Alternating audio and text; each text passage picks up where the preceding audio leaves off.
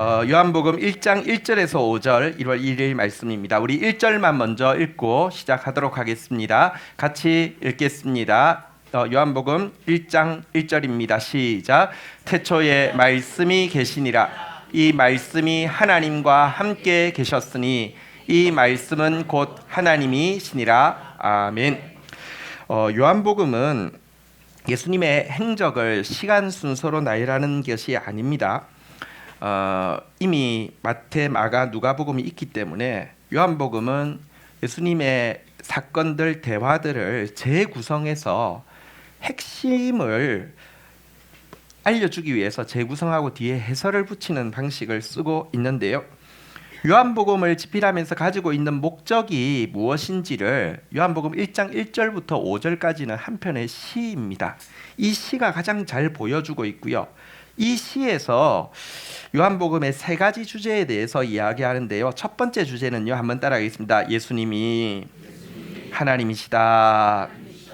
자, 여기 보니까 태초에 말씀이 계신 예수님이죠. 이 말씀이 하나님과 함께 계셨으니 이 말씀은 곧 하나님이시다. 이렇게 이야기하고 있습니다.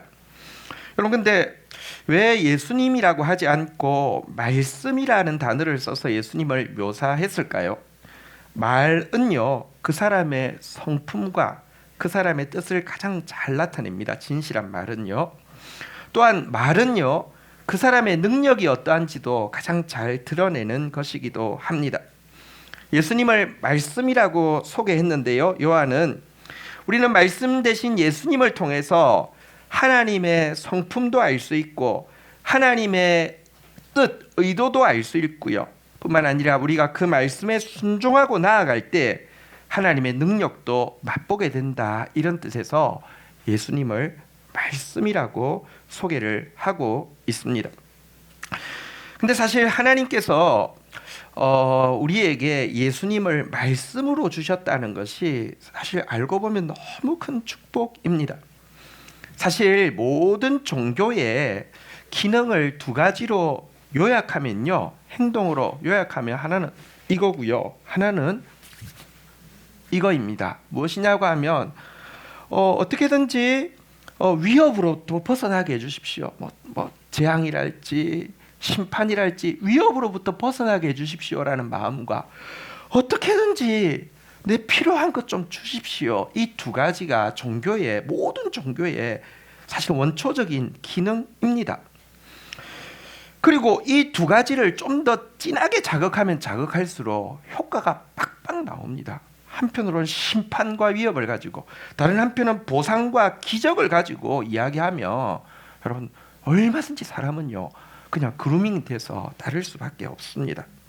그런데 하나님은 이 기독교를요, 심판과 기적, 위협과 보상의 종교가 아니라 말씀의 종교로 만드셨는데요.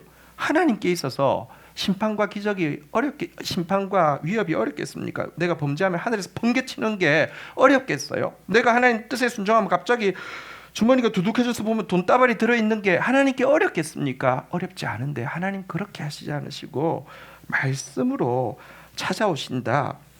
여러분, 사실 생각해 보십시오. 위협과 보상은요, 하나님에 대한 믿음은 심어줄 수 있지만 인격적인 관계는 절대 만들어줄 수 없습니다. 예를 들어 한번 생각해 보십시다. 남녀가 사귀는데 애인이 잘할 때마다 선물 사줍니다. 근데 애인 못할 때마다 막 위협합니다. 너 죽을래 이렇게 합니다. 여러분, 이 관계 당장은 뭐 글쎄요 좋을지 모르지만 이런 관계는요, 사육사가 야생짐승 사육할 때 하는 것이지 인격적인 관계가 아닙니다. 하나님은요, 우리에게 하나님이신 예수님을 보내실 때 한번 따라하겠습니다.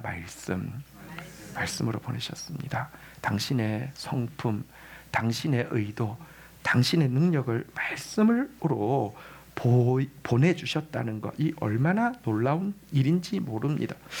그러나 이왕 말씀으로 보내주신다고 하면 들리는 말씀이 좋을까요? 기록된 말씀이 좋을까요?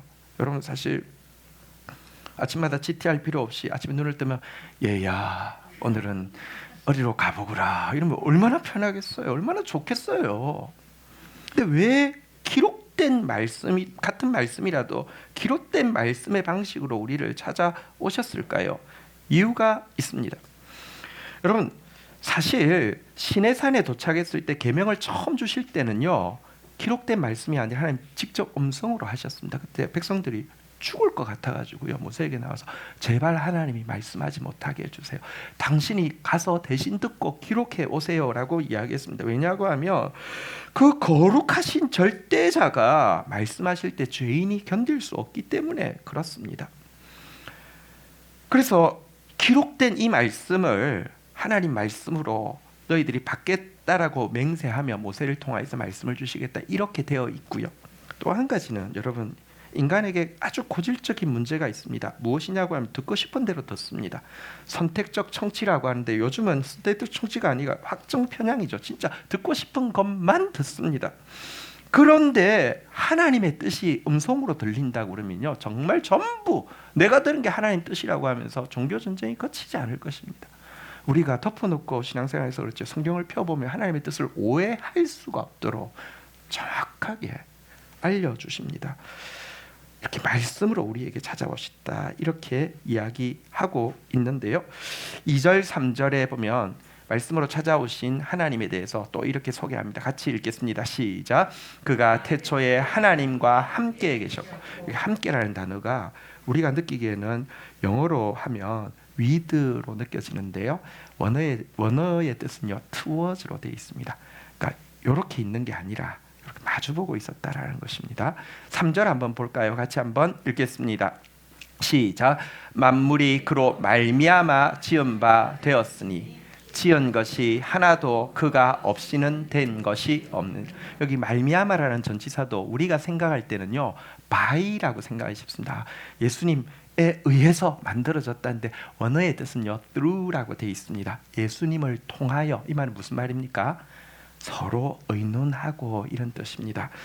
하나님과 예수님이 가지신 관계를 알 수 있습니다. 서로 towards, 마주보고 있고요, 모든 일을 함께 의논하고 through, 통하여서 일하셨다라고 이야기하고 있는데요. 다시 말하면 예수님은 하나님과 너무 친밀한 관계를 가지셨다는 것입니다. 얼마나 친밀한 관계를 가지셨든지 요한복음 1장 18절에 보면 예수님이 태초 전부터 하나님의 품 안에 안겨 있었다라고 표현하고 있습니다. 이런 친밀한 관계가 요한복음에서는 생명이라고 이야기하고요, 이런 하나님과의 친밀한 관계가 회복되는 것을 구원이라고 이렇게 이야기를 하고 있습니다. 우리 4절 5절 마지막으로 읽도록 하겠습니다.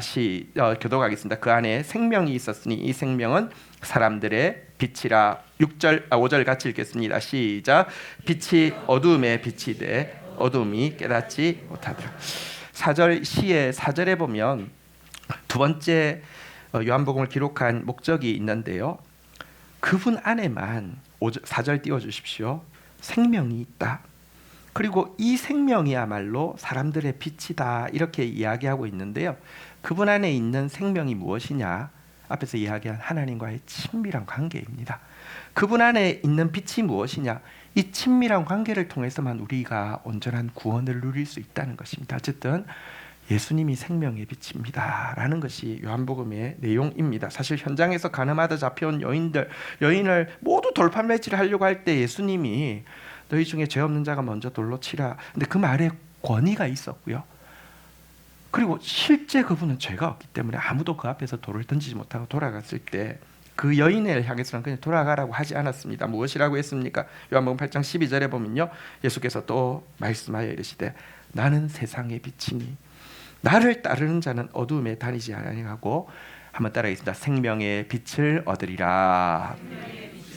생명의 빛, 하나님과의 친밀한 관계, 그것으로 말미암는 구원, 이것이 예수님 안에 있다, 이렇게 이야기했는데요. 그런데 놀랍게도 5절은 이 빛, 이 생명, 이 하나님이 어둠 가운데 임했지만, 한번 따라하겠습니다. 어둠이 깨닫지 못하더라. 요한복음을 읽을 때 한 포인트입니다. 여러분 보면 제자들이 도대체 예수님을 몰라요. 진짜 며느리도 모르고 아무도 몰라요. 예수님을 십자가 지시기 전날까지 몰라요. 이게 뭘 가르쳐 주냐고 하면요, 오늘날 기독교인들이 많지만 예수 모르는 사람 너무 많습니다. 매일매일 예수님의 이름이 뭐라고요? 말씀입니다. 말씀 앞에 노출되어지지 않는다고 하면 매일매일 하나님과의 친밀한 관계, 하나님과 투어스하고 하나님을 통하여서, 그리고 내가 하나님의 통로가 되어서 through가 되어지고, 이것 통하여서 우리가 생명을 또 경험하고 빛을 또 경험하지 않는다고 하면 우리는 구원을 발견할 수 없다라는 것이 요한복음의 이야기입니다. 우리 1월달 이제 요한복음으로부터 시작되어지는데요. 이 한 해 한번 옆에 분들 다시 한번 격려하겠습니다. 좋은 것을 아끼지 아니할 것입니다. 말씀 붙잡고 나아가면 하나님의 뜻, 하나님의 성품, 하나님의 능력 경험하게 될 것이고요. 말씀 안에서 하나님하고 친밀하게 교제하면 여러분들 매일 구원을 경험하게 될 것입니다. 그런 저와 여러분들 되기를 주의 이름으로 축원드립니다. 우리 새해를 앞두고 2분 정도 남았는데요. 우리 같이 이 말씀 앞에 내가 반응하며 이 말씀대로 정말 살기를 원합니다. 말씀이신 주님, 나를 인도하여 주십시오. 우리 같이 조용히 묵상 기도하도록 하겠습니다.